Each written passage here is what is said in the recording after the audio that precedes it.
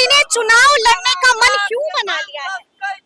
क्योंकि अपने देश को, अपने राष्ट्र को, अपने लोगों को, अपने समाज को मजबूत करना है। अपने काराकाट को पिछड़ते देखा, काराकाट को पिछड़ते देखा। सुखों से बिछड़ते देखा, और आज हमारे प्रतिभाशाली भाई बहन जी, जी। दर दर भटक रहे हैं। और ऐसे में अगर बहन चुप रह जाए तो ये मेरा धर्म नहीं है। किरण प्रभाकर जो है बैठ जाए, सरेंडर कर दे। सच्चाई है इन बातों में? बिल्कुल है। और क्या फर्क, डर गए हैं एनडीए के नेता किरण प्रभाकर से? डर गए होंगे। अरे फोन आ रहा है। बिल्कुल, क्योंकि मैं राजनीति के लिए नहीं आई हूँ, मैं समाज की उन्नति के लिए आई हूँ। और राजनीति बस इस उन्नति को पाने का एक रास्ता है। उपेंद्र कुशवाहा से कंपटीशन नहीं है, पवन सिंह से नहीं है, राजा राम से नहीं है। सारे नादान है, पहलवान कहाँ से? अरे सारे नादान है, पहलवान कहाँ से? इतनी दिलेरी कहाँ से लाती है? जी, दिलेर डरा नहीं करते, दिलेर डरा नहीं करते। और वो भी अभी उनसे क्यों जो कोई गंगा पार का, कोई सीमा पार का, कोई यहाँ का है ही नहीं, ना ही हमारे लोगों के हितों का उनका जरा भी ध्यान नहीं। तो हर अंधेरी रात के बाद रोशनी आती है, सूर्योदय होता है। किरण आई ना, किरण आई ना, तो मतलब अंधेरा भी अब छट जाएगा। नमस्कार, हमारा नाम है समरीन और आपने देखना शुरू कर दिया है लाइव सिटीज। काराकाट की बेटी आएगी तभी तो समृद्धि लाएगी। आपको मालूम है कि ये बातें लगातार चीख चीख कर कह रहे हैं काराकाट में किरण प्रभाकर के समर्थक। आपको मालूम है कि किरण प्रभाकर ने काराकाट में निर्दलीय ही ताल ठोक दी है। और देखिए इस वक्त हमसे बातचीत करने के लिए किरण प्रभाकर खुद मौजूद है। सबसे पहले बहुत शुक्रिया बातचीत के लिए। धन्यवाद, धन्यवाद। सबसे पहले तो किरण जी हम ये जानना चाहेंगे कि किरण जी ने चुनाव लड़ने का मन क्यों बना लिया है? क्योंकि अपने देश को, अपने राष्ट्र को, अपने लोगों को, अपने समाज को मजबूत करना है। बिल्कुल। और ये मजबूत करने के लिए हम देख पा रहे हैं कि हम हैं उसके लायक। आप हैं उसके लायक, हम कर सकते हैं। जी जी। बाकी तो हमने, भीड़ हम देख रहे हैं, भीड़ ये गवाही दे रही है कि आप उसके लायक हैं।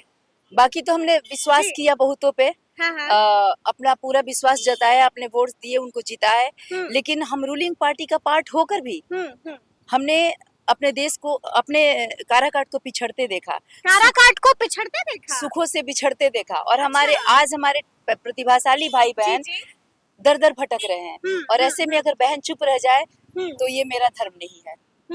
ऐसे में बहन चुप कैसे रह सकती है? देखिए बड़ी बात कह रही हैं आप।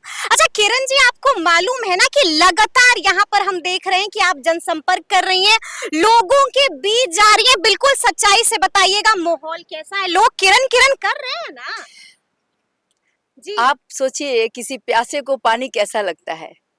आज मेरे साथ कुछ ऐसे लोग जुड़े जिन्होंने बताया कि हम कभी किताबों में पढ़े थे कि नेता का छवि कैसा हो, देश बनाने वाला कैसा हो, और वो चरित्र अभी सामने दिख रहा है।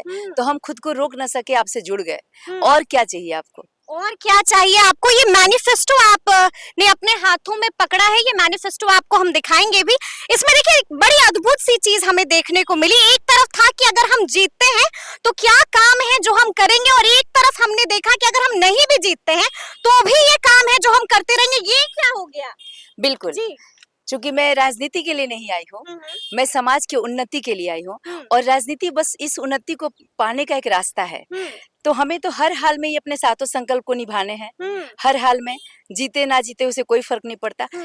ऐसे हम 1000 की संख्या में नौकरी देंगे, और अगर हम जीतते हैं तो कुछ अपने काराकाट को ऐसा बनाएंगे कि लाखों की संख्या में नौकरियां देंगे। उस पर भी हम आएंगे, उस पर भी हम आएंगे। लेकिन हम आपसे ये जानना चाहते हैं कि आपको नौकरी वाली दीदी भी कहा जाता है। अब तक कितने लोगों को नौकरी दे दिया है? जो हमारा लास्ट रोजगार मेला लगा था उसमें 700 लोगों को नौकरियां मिली है। अभी अगला फिर सितंबर में है, जिसमें हमने हजार का टारगेट रखा है। ओवरऑल कितने को दे दिया? ये तो पिछले बार की बात आप बता रही हैं, लेकिन ओवरऑल कितने लोगों को? ये हम गिनती पे नहीं कर सकते, क्योंकि वो बात झूठ नहीं कर, कोई बात झूठ नहीं बोलना मुझे। हाँ, आप बाकी नेताओं की तरह मत सोचिएगा। मेरी कोई बात हवा हवाई नहीं होगी, सब कुछ जमीन से जुड़ा हुआ सच होगा। तो मुझे उतना याद नहीं, लेकिन जो हाल फिलहाल में हुआ इसमें 700 लोगों का सिलेक्शन। 700 लोगों को नौकरी दे दिया है किरण प्रभाकर ने। अच्छा किरण जी, जानती है ना कि आपके सामने पहलवान कौन कौन है? आपको मालूम है कि एनडीए के प्रत्याशी हैं उपेंद्र कुशवाहा, महागठबंधन के प्रत्याशी हैं राजा राम, पवन सिंह भी अब तो आ गए। क्या होगा? डर गए अब तो आप नाम ही सुन के? बड़ा मुस्कुरा रही है जी। दिलेर डरा नहीं करते। दिलेर डरा नहीं करते। और वो भी जी। अभी उनसे क्यों, हम्म, जो कोई गंगा पार का, कोई सीमा पार का, कोई यहाँ का है ही नहीं, ना ही हमारे लोगों के हितों का उनका जरा भी उनका कोई अस्तित्व ही नहीं, कोई अस्तित्व ही नहीं। कोई नहीं। वो हमारे लिए कोई चैलेंज नहीं। जी। हमने देख लिया हमारे लोगों को जो जो तकलीफें हुई है, वो लोग, ऐसा नहीं कि मैं ही समझ रहा हूँ, लोग भी समझ रहे हैं, लोग और उन समझ रहे हैं। तकलीफों से उनको निजात कौन दिला सकता है, ये पता जी। हो गया है। हाँ, तो हाँ। सब साथ हैं, जितने शिक्षित बुद्धिजीवी वर्ग हैं, ठीक है। जितने बातों को हाँ। मेरे से मिल मिल के जो जो समझने लगे, हम्म। वो सब साथ होने लगे हैं। अच्छा ये बताइए, ठीक है सब साथ है, आपने सब कुछ बता दिया, लेकिन एक सच्चाई से एक और बात बताइए। तगड़ा कंपटीशन किरण प्रभाकर अपना किसको मानती हैं? किसी को तो मानती होंगी ना, दिल में तो ख्याल आता ही होगा। तगड़ा कंपटीशन मुझे अपने लोगों के मन में, हाँ। जो पिछले कई सालों की बात घर कर गई है, कि वो जाति में जिस तरह से उनको घुमा दिया गया है और घूम से गए हैं, तो उनको वापस रास्ते पे लाने में है। कंपटीशन मेरा यही है, चैलेंज मेरे लिए यही है। पहलवानों से कंपटीशन नहीं है, उपेंद्र कुशवाहा से कंपटीशन नहीं है, पवन सिंह से नहीं है, राजा राम से नहीं है। सारे नादान है, पहलवान कहाँ से? अरे सारे नादान है, पहलवान कहाँ से, इतनी दिलेरी कहाँ से लाती है? दिलेरी है क्योंकि मुझे अपना पूरा जीवन देना है अपने क्षेत्र में, इसको समृद्ध बनाने के संकल्प से संकल्पित हूँ मैं, और हमारे लोग हैं, बिल्कुल लगातार नारे लगा रहे हैं। इनकी फिगर है मुझे। जी जी जी। अच्छा ये भी हमने सुना है, पॉलिटिकल कॉरिडोर्स में एक और चर्चा हो रही है कि एनडीए के नेताओं का भी अब आपके पास फोन आने लगा है। लगातार लोग चाह रहे हैं कि किरण प्रभाकर जो है वो नामांकन नहीं करें, किरण प्रभाकर जो है बैठ जाएं, सरेंडर कर दें। सच्चाई है इन बातों में? बिल्कुल है। और क्या फर्क, डर गए हैं एनडीए के नेता किरण प्रभाकर से? डर गए होंगे। अरे फोन आ रहा है। बिल्कुल, अब जो मान लीजिए मनमानी निर्णय सुनाते हैं, जी। अभी तक किसी को भी उठाकर इनके हितों के लिए भेज दिया, और जो इनके हितों से दूर दूर तक मतलब नावाकिफ है कि इनको कैसे क्या चाहिए, बिल्कुल हर तरह से इनको साधन विहीन रखा, इनकी उपेक्षा की गई, तो लगेगा ना। फोन करके क्या बोला? नहीं, बस बैठ जाने के लिए बोला। बैठ जाने के लिए बोला? मतलब इतना खौफ है आपसे? है ना।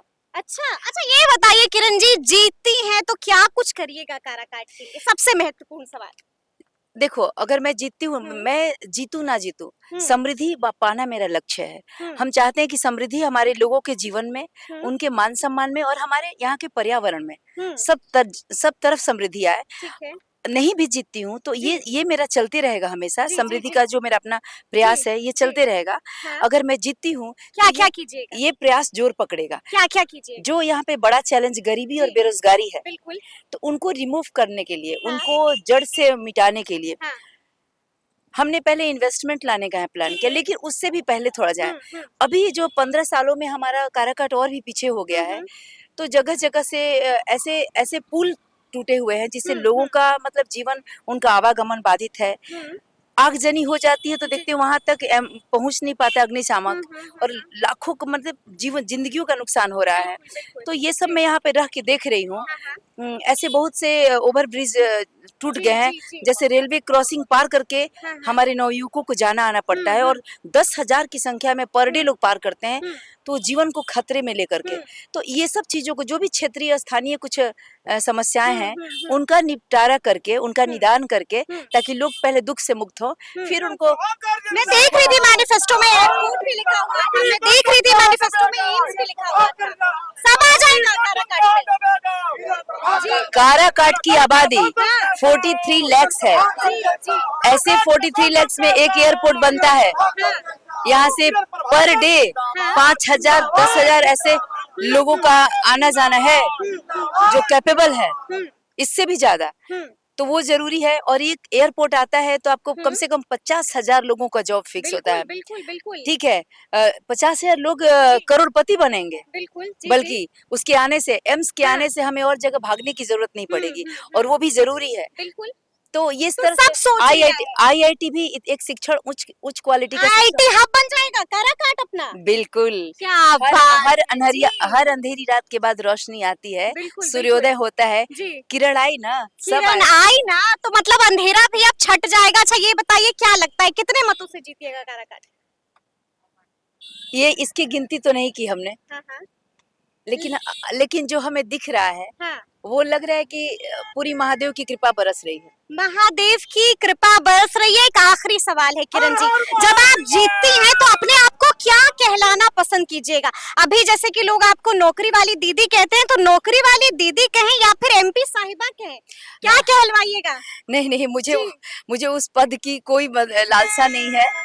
मुझे जो ये है कि मैं पार्लियामेंट पहुंचूं, वहां से मैं पॉलिटिकल पावर गेन करूं जी। और अपने काराकाट की जनता की जरूरतों पे बस।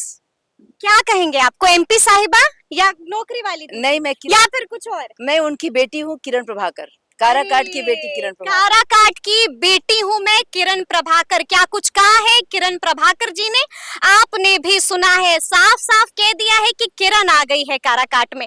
तो अब देखना होगा कि आगे क्या कुछ होता है। तो ये पूरी बातचीत आपको कैसी लगी है, कमेंट करके हमें जरूर बताइएगा। तो ऐसे तमाम अपडेट्स के लिए ऐसे ही हमारे साथ बने रहिएगा और देखते रहिएगा लाइव सिटीज। बहुत शुक्रिया।